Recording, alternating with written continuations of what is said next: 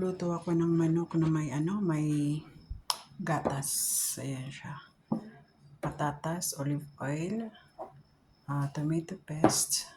Kailangan yung onion natin ay white. And then patatas. Then meron tayong curry, paprika, ano ba to? Paminta, cumin, asin, at saka yung mix na spices natin. So, start na tayo. Kutsarang tomato paste.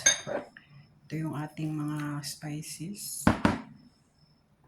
Ito yung ating gatas. Ito yung ating olive oil.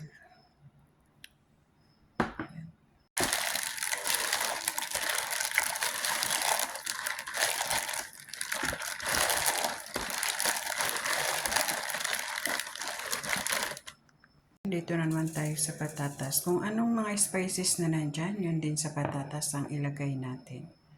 Yung gloves. So, ito na lang ang pang-mix natin.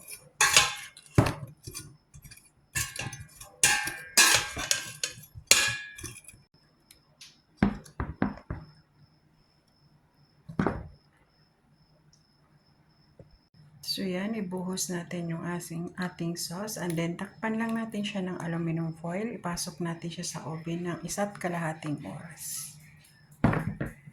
So, yun na. Timer lang natin siya ng 1 oras ng up and down. Ayan, 250 Celsius. So, ayan na po yung ating chicken pagkatapos ng 1.5 oras. So, titingnan natin kung luto na yung ating patatas. Ayan, luto na po siya. O, diba? At ang chicken ay luto na. Pag gusto nyo papulahin, okay lang. Pero pag gusto naman ganito lang, okay lang. Kami ganito na lang. Thanks for watching and God bless.